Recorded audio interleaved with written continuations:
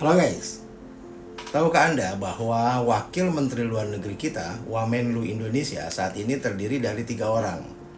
Jadi 3 orang ini yang mendampingi Menteri Luar Negeri Sugiono dalam Kabinet Merah Putih. Nah, mereka ini adalah yang pertama Anies Mata, Ketua Umum Partai Gelora, yang merupakan anggota DPR dan pernah menjabat sebagai Presiden PKS ya.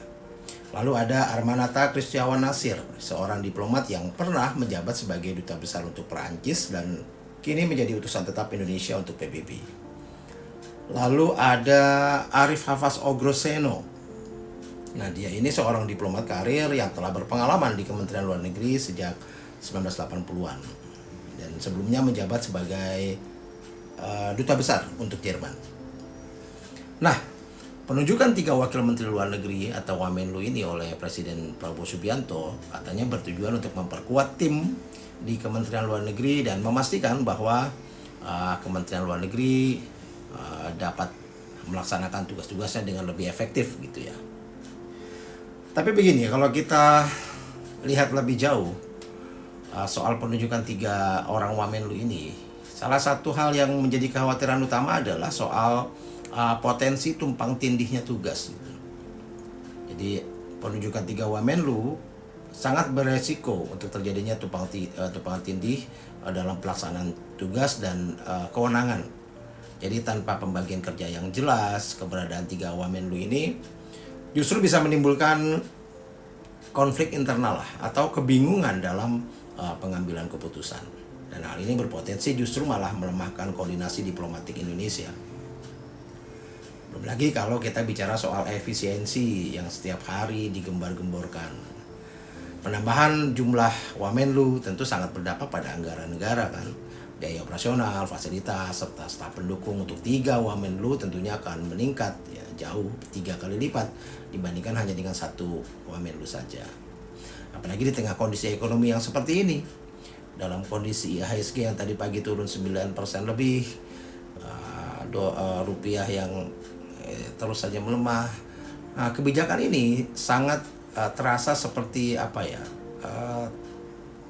tidak bijak gitu, dan sepertinya tidak akan memberikan hasil yang signifikan juga sih. Nah, saya tertarik dengan penunjukan Anies Mata sebagai salah satu Wamenlu karena begini, langkah ini ya kok seperti lebih bernuansa politis ya daripada profesional. Nah, sebagai Ketua Umum Partai Gelora, Anies Mata ini tidak memiliki latar belakang diplomatik yang kuat dibandingkan 2 Wamenlu lainnya lah, yang merupakan diplomat karir. Nah, hal ini menimbulkan kekhawatiran bahwa jabatan strategis di Kementerian Luar Negeri ini digunakan sebagai alat politik untuk mengakomodasi kepentingan partai pendukung pemerintah.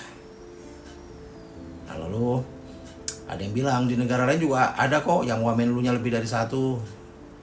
Ya, argumen bahwa beberapa negara lain memiliki lebih dari 1 wakil menteri luar negeri ya saya rasa tidak sepenuhnya relevan ya jika dibandingkan dengan konteks Indonesia.